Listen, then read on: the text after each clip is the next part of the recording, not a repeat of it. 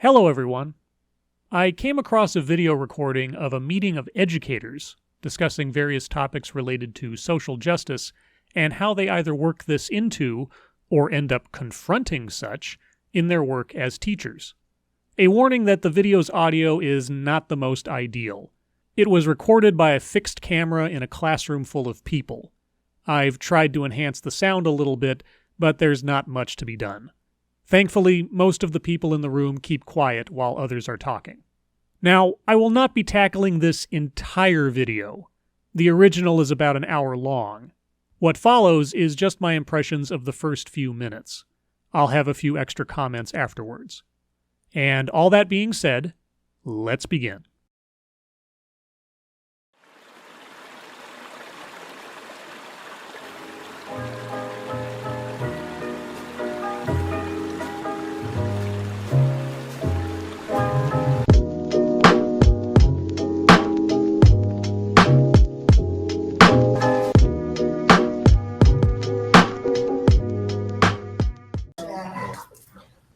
It's interesting when you talked about the low expectations of the white man and what his role is. And I think about first year teachers this year or next year entering into a profession where I teach English. And so it's really difficult to not teach social justice, which I understand is part of my job. And I don't know that all teachers understand that. You teach English, but it's difficult not to teach social justice.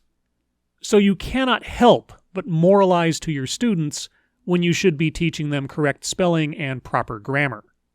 Maybe you should reconsider your vocation. But I don't know what it would be like to be a first-year teacher next year. And to be able to, I just don't know that college prep is teaching people as they enter the profession how to have those conversations.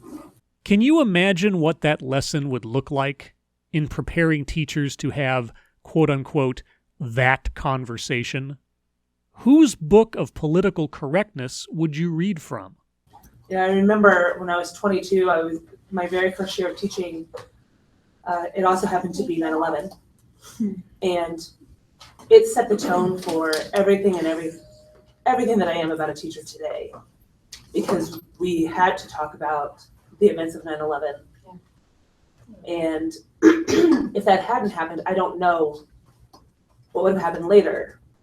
But I do know that it set the tone for December when my students and I were getting ready to read To Kill a Mockingbird.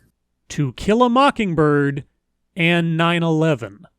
I can't wait to hear how she connected those two together. And I teach in a suburban rural school where I typically have maybe 2 minority students in each class. We have a large Samoan population, Black and Samoan students. And we were getting ready to read To Kill a Mockingbird, and I was 22 and didn't really have a mentor at the time, and I wanted to read it aloud. And I had this moment where I was like, I don't know what to do. I don't know what to do with this N-word, if I'm going to read it aloud to my students or if I'm not going to. And I just had this moment of hesitation. And I had a student in class who said, are we going to read that book today? And I said, no, I need to ask some questions to an older teacher. All of whom are white, of course. An older teacher, all who are white, of course. Aha. Race matters that much to you, does it? But that aside, instead of having the wherewithal to teach your students about the changes in society since the era in which the story takes place and educate them on the context of the language, you, an English teacher, ran away from the issue. Bravo.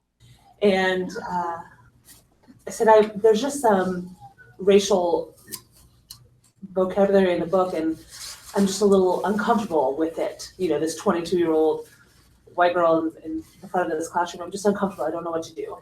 Really probably thinking I don't want to get fired.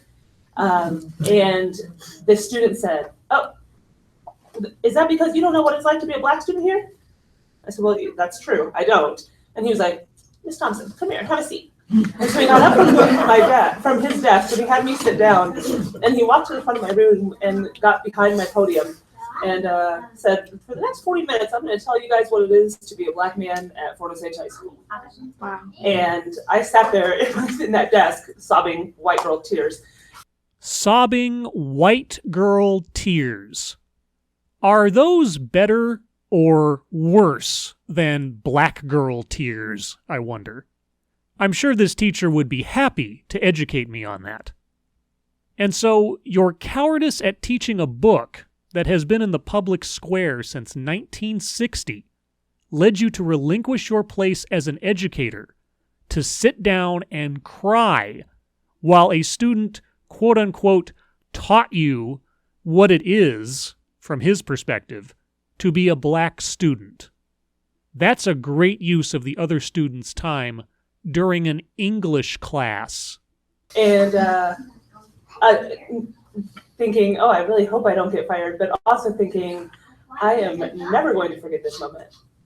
And when I see that kid at the gas station, because that's where you see everybody in my town, he has always consistently said, you're still having conversations in class, right? Oh, wow. So deep. So poignant. But it goes back to, we're never taught that. I was never taught in any sort of preparation. It's never been part of PD. It's never been a conversation among my colleagues on how to have tough conversations in class, whether it's about class, gender, race. There's no preparation for that. And if I hadn't had those two personal experiences, I don't know if I would now. I have no idea. Well, let me help you with that. My job as your English teacher is to educate you on the spoken and written word. Words, phrases, and their meanings can change over time as societies and cultures change. So some of the material we're going to cover, between Hamlet and To Kill a Mockingbird, may include words or phrases that don't make any sense in the modern day, or may be offensive to us now when they were not so in the given setting. When such things come up, I will do my best to teach you about the context and meaning of the language relative to the time it was used, and I will answer any questions you might have as best as I can. See? That's what might be considered a professional response from an adult, not the cowering, sniveling, ashamed performance you gave your students and, for some reason, still place on a pedestal of your cherished moments. So I would say that as a social studies teacher, engaging in these conversations, the context is so important, and understanding the history.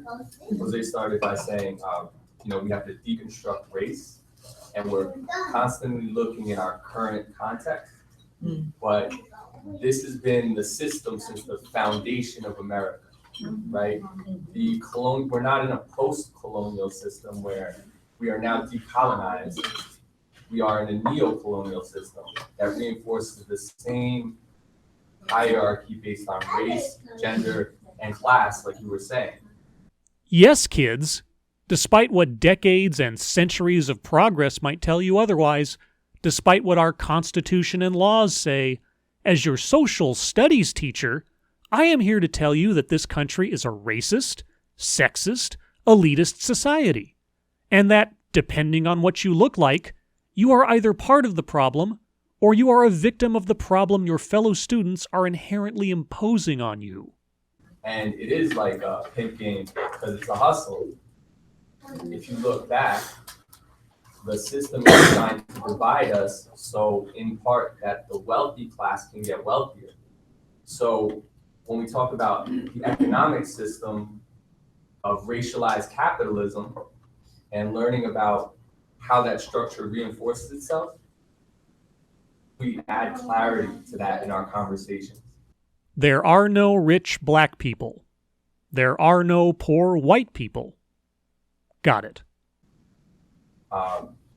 Derek was talking about in the speech this morning acting with intentionality. So not just to have the conversations and open the space, but what's the purpose of those conversations with our students? And then what are the purpose of those conversations within our own spaces? But the challenge that I would love to hear some feedback from the room on, where I get tripped up in trying to engage in these conversations in various spaces, is the power of denial. It's almost like if you can't get past somebody's emotional entrenchment of denial of facts, right? Alternative facts. US history is made up of alternative facts, right? If you look at the curriculum. Alternative facts like we're living in a neo-colonial society of racists and sexists? So I would love alternative facts EDU. Hashtag alternative facts EDU. That's what's up. How do I begin to engage in those conversations with people, and how do I get past their levels of denial? That's a question that I'm struggling with. How do you convert the non-believer? Well, there are a few old books you might reference in looking for guidance on that one. So let me offer you. I'm about to say let me offer this a suggestion. This is not a suggestion. I'm just going to say what we're doing. This May, we're school-wide. One of our core values. One of our core values is compassion. So we're having a compassion project school-wide. Kids in groups of 2 to 4. They're given a mission: change the life of one person, change the life of Rowan County where we live, or change the world. And that's a way for us to engage in our core values, of course, but then really to get kids to think critically about compassion, critically about other people. Getting kids to think critically about compassion. If he was using terms like civil duty and community service, that wouldn't sound off base. Lots of schools do that. My high school did. But if the goal is to teach these kids their definition of morality, well, is it just me, or does that stray from the mandate of a public school system?